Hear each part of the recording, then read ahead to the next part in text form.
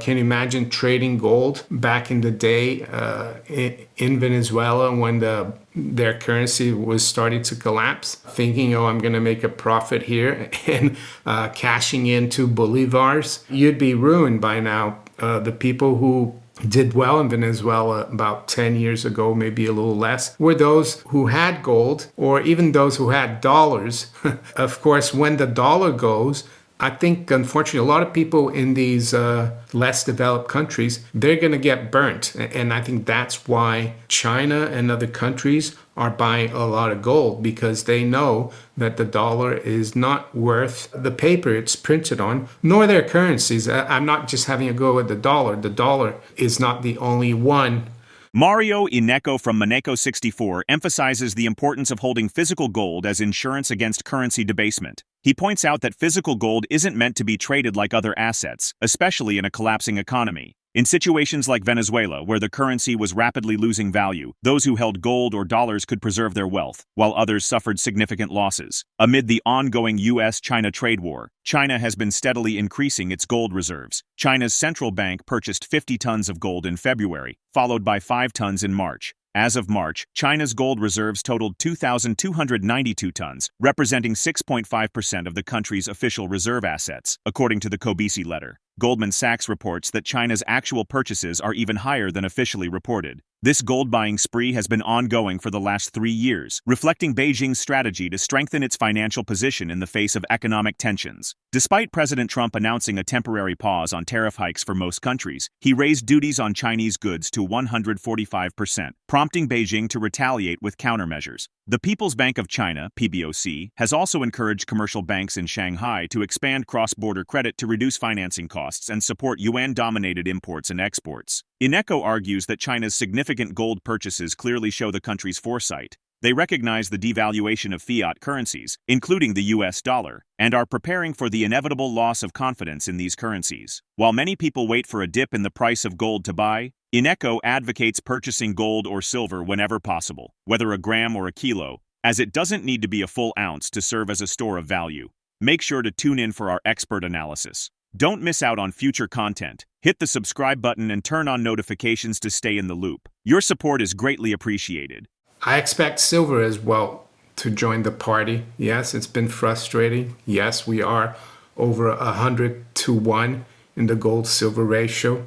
I see a lot of people on social media, especially on X, predicting that gold is going to crash, that it's a bubble or whatever, and that when the stock market crashes, gold is going to crash. And I have to specify that I'm not talking about trading gold, of course. I'm talking about holding physical gold, stacking physical gold as insurance versus currency debasement. You don't trade physical gold.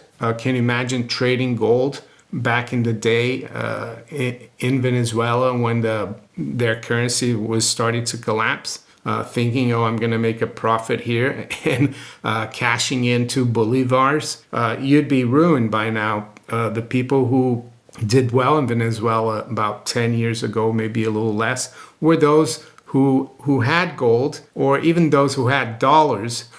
Of course, when the dollar goes, I think, unfortunately, a lot of people in these less developed countries, they're going to get burnt. And I think that's why China and other countries are buying a lot of gold, because they know that the dollar is not worth the paper it's printed on, nor their currencies. I'm not just having a go at the dollar. The dollar is not the only one. So you're going to hear a lot of people saying, oh, I'm going to wait to buy the dip. Gold is too high.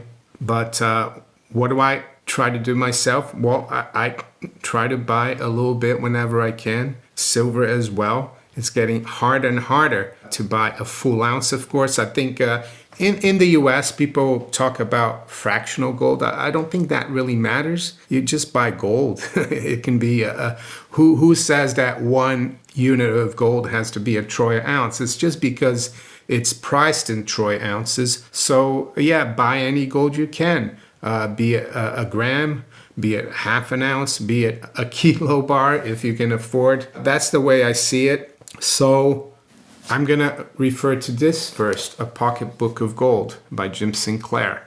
He passed away a couple of years ago. He wrote this in 2010. I know it's really hard to find. Some of you have found it, and it costs quite a bit. I think something like $500. I didn't pay that much for it, fortunately. When Jim Sinclair still had his blog, JS Mindset, when it came out back then. That's how long I've been following. Well, I had been following Jim Sinclair. I think it was 2010. I bought this book maybe for £30 here in the UK. And I started following Jim Sinclair back in 2002 when I started first looking into gold. But I want to go to the chapter here, or the passage that I think is really important to what's happening right now. And I know there's a lot going on in terms of trade wars, disputes, back and forth, U.S., China, EU. But I would say those things are just symptoms of the end of the monetary system that we've had since 1944. You need to keep your eye on the ball. And what's the ball? The ball are the fiat currencies. Gold has recently surpassed the $3,400 per ounce mark, achieving another historic milestone that has left even experienced market observers stunned by the speed and intensity of the current bull market. In a matter of days, gold prices soared from breaking the $3,300 barrier to reaching $3,400, reflecting the rapidly growing momentum in the precious metals market. This surge puts gold within striking distance of its inflation-adjusted all-time highs, which were set in January 1981, at $3,448 per ounce. This marks gold's third 3% gain this month, continuing a powerful rally that has only been surpassed by the movement seen in November 2008, when gold prices surged by 3.5% to nearly 6% over 4 sessions. The current rally is driven by several factors, including a weakening U.S. dollar, which has fallen to its lowest level in over 3 years. The U.S. dollar index recently traded at 98.40 points, reflecting the ongoing pressure on the greenback. According to MarioInnecco, gold's recent performance is technically significant. The metal recently broke out of a rare rising wedge pattern, and despite a brief correction, it rebounded strongly, highlighting the long-term potential of the current trend. This breakout is a key indicator for analysts, signaling that gold could continue to perform well in the coming months, especially if the dollar remains under pressure. The rapid rise in gold prices underscores the growing belief that precious metals are increasingly seen as a haven in economic uncertainty and currency devaluation. Let's get back to the interview. Throughout the period of currency debasement that happened prior to the hyperinflationary collapse, and that only took once it started, it was very quick. But prior to that, you had periods when the Reichsmark was strong versus the dollar, and everyone thought, oh, it's finished now. But then it would just correct and keep going down. So there's a lot of false alarms. And I think there must have been a lot of people back then saying, well, yes, the market is going to recover. And it never did, because the fundamentals, the debt, all the reparations they weren't you couldn't pay them back. All the debt that Germany had incurred. And it's the same thing today for the whole world, I would say. And so, yeah, read this book. It's really great. It talks about how society was changing and how there was political, social, economic turmoil, pretty much like today.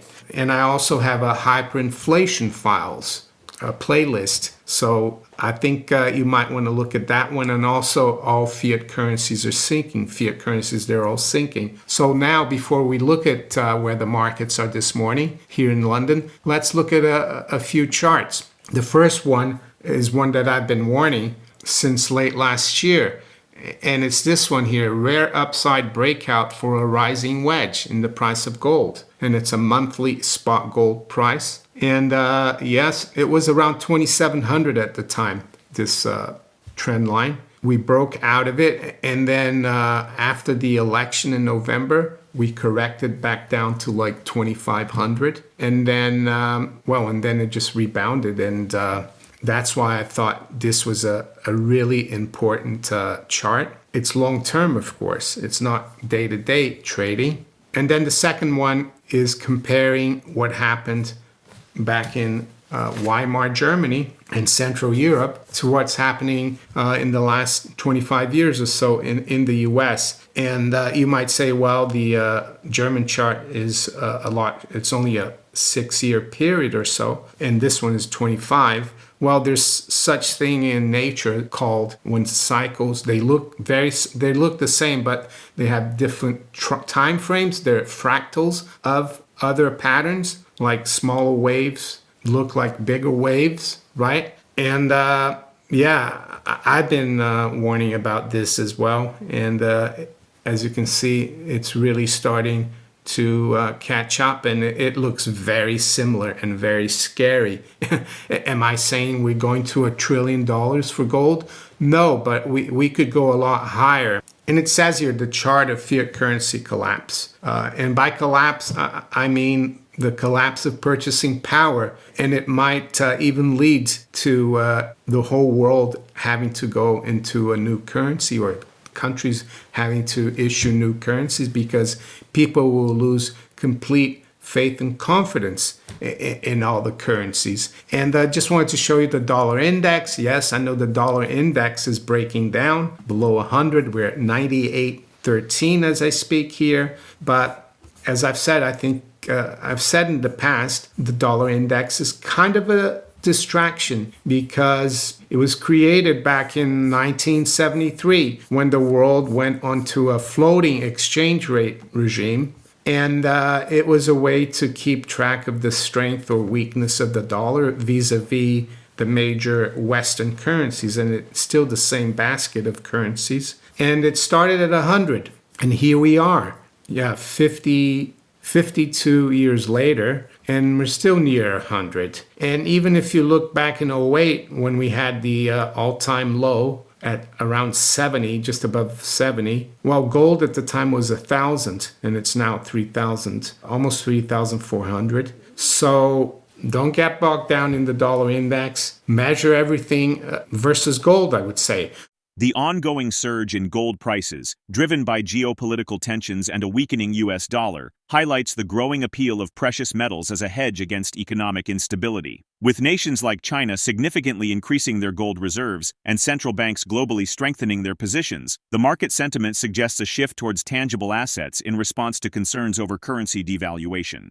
Gold's rapid price movements and technical breakout signal a strong bullish trend, further reinforcing its role as a haven during financial uncertainty. Considering the current momentum and global economic factors, could gold's rise indicate a long-term shift toward asset-backed currencies, or is this merely a temporary reaction to short-term market forces? Share your perspective in the comments section. If the video resonates with you, join our community by subscribing to our channel and enabling notifications with the bell icon. Thank you for being a part of our community.